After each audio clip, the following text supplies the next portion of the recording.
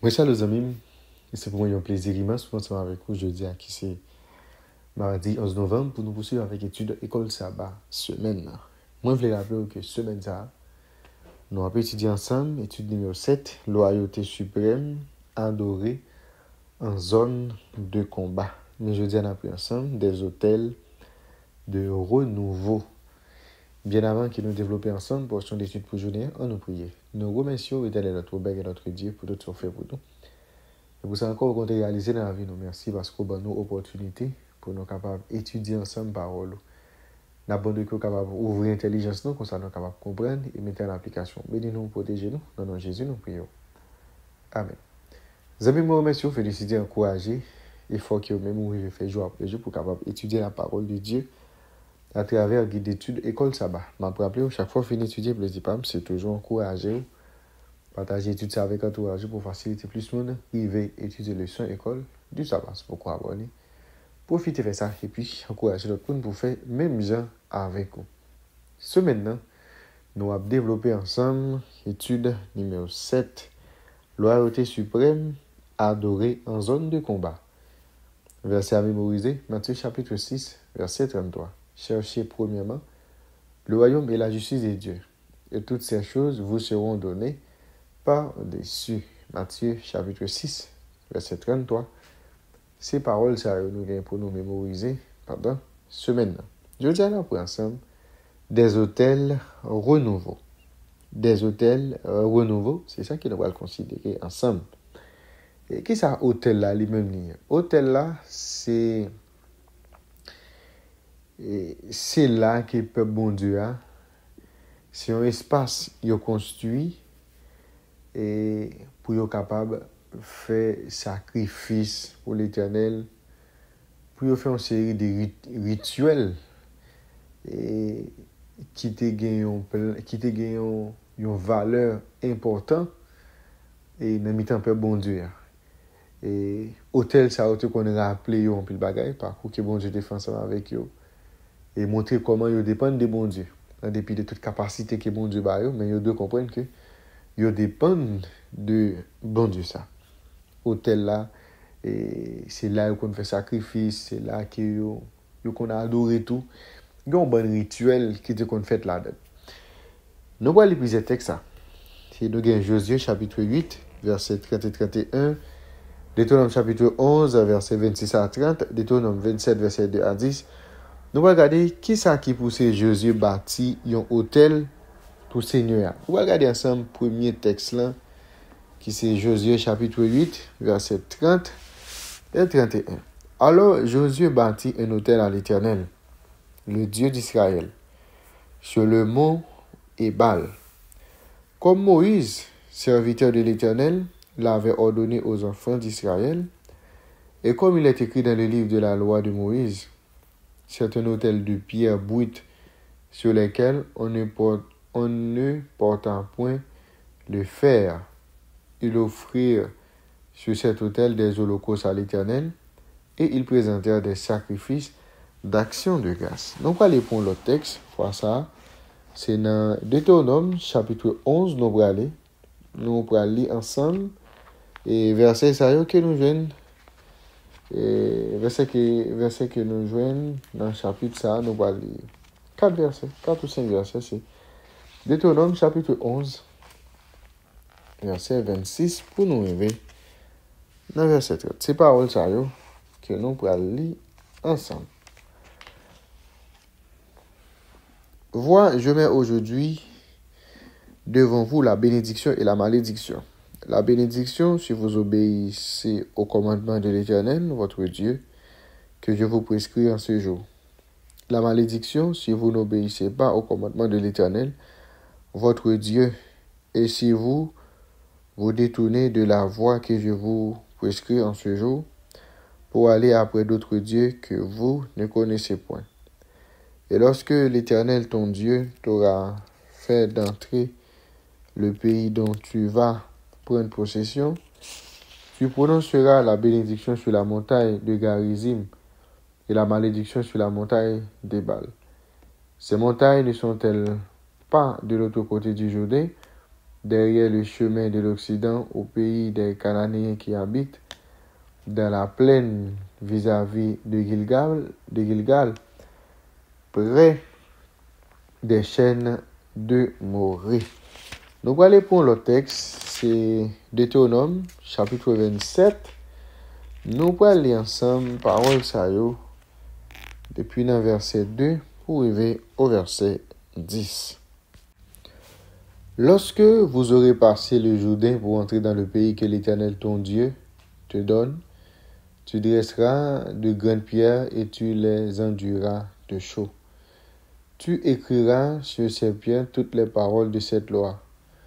Lorsque tu auras passé le Jourdain pour entrer dans le pays que l'Éternel ton Dieu te donne, pays où coule le lait et le miel, comme te l'a dit l'Éternel, le Dieu de tes pères. Lorsque vous aurez passé le Jourdain, vous dresserez sur le mont Nébal ces pierres que je vous ordonne aujourd'hui de dresser et tu les enduiras de chaux.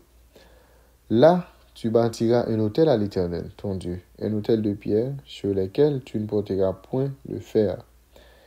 Tu bâtiras en pierre brute l'autel de l'Éternel, ton Dieu. Tu offriras sur cet autel des holocaustes à l'Éternel, ton Dieu. Tu offriras des sacrifices d'action de grâce et tu mangeras là et te réjouiras devant l'Éternel, ton Dieu. Tu écriras sur ces pierres toutes les paroles de cette loi, en les gravant bien nettement.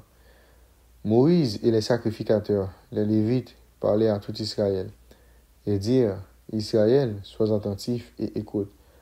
Aujourd'hui, tu es devenu le peuple de l'Éternel, ton Dieu. Tu obéiras à la voix de l'Éternel, ton Dieu, et tu mettras en pratique ses commandements et ses lois que je te prescris aujourd'hui.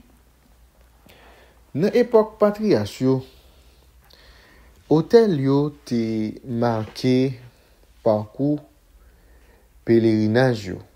Elle devenu tout des représentations tangibles de leur prétention à recevoir le pays que Dieu leur avait promis. Les Israélites ont bâti un hôtel, ils ont rendu témoignage avec accomplissement, promesse que les ancêtres ont fait. Dans ce cas précis, l'édification de l'autel, c'est accomplissement direct, instruction que Moïse l'était bail. Nous sommes là dans Deutéronome chapitre 11, verset 26 à 30, Deutéronome 27, verset 2 à 10. Josué chapitre 8, verset 30 à 35, joue un rôle important dans la structuration et tout message théologique qui gagne dans le livre. Les nous associés à un récit qui est plus violent et qui est plus horrible à quelque chose de totalement différent, une scène de réaffirmation de l'alliance, eh bien, Josué mène nous à un thème théologique qui est plus important qu'il lancé depuis le commencement du livre. Josué a une mission pour conduire Israël dans une vie d'obéissance à l'alliance. C'est également image ça et que nous joignons dans fin livre Josué. Malgré l'importance de la guerre et de la conquête, gagner quelque chose d'encore plus vital, qui c'est loyauté aux exigences de la loi de Dieu.